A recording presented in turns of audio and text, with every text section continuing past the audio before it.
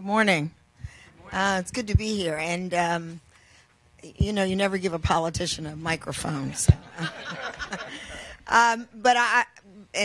You'll know why I said that. Because one of the things that we didn't discuss much in the prior presentation is infrastructure, how you build a space, what materials you use, their durability, their ability to be flexible, etc.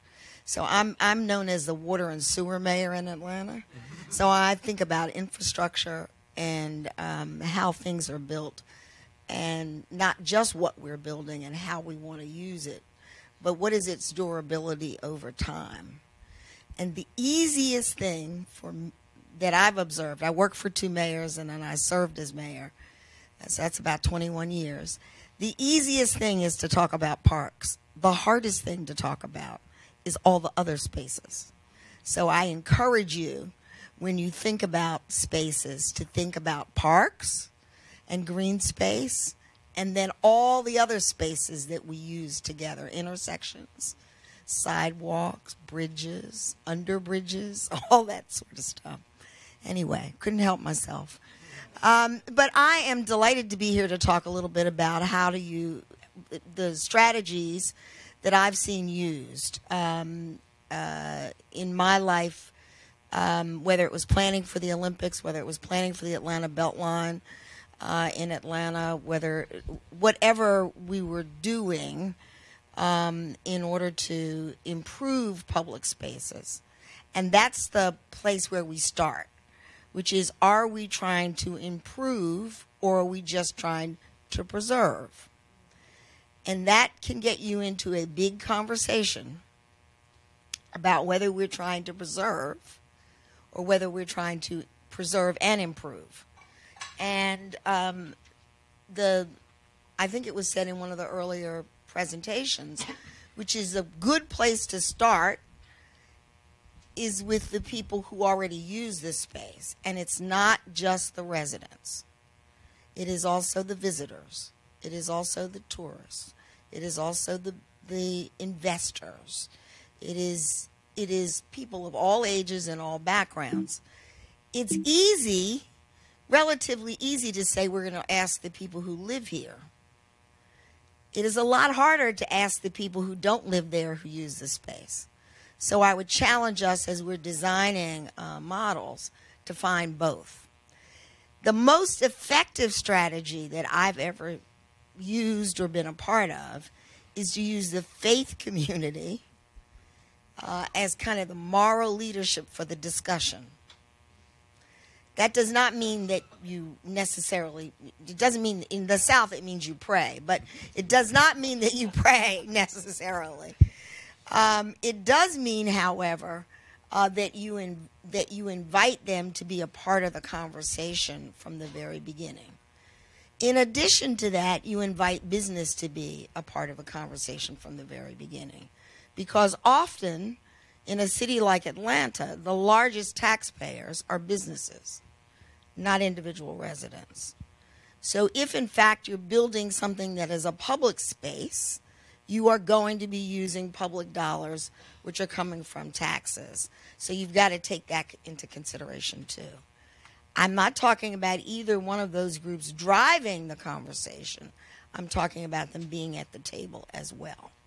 So in addition to all of the cross-sectoral groups that we commonly think about, I would encourage you to think about that as well. So during the preparation for the Olympics, which is the 1990s, it seems like 100 years ago, a private not-for-profit was planning the Olympics and about to spend $1 billion on doing the physical structures, some of which would be public and some of which would be private structure, owned afterwards.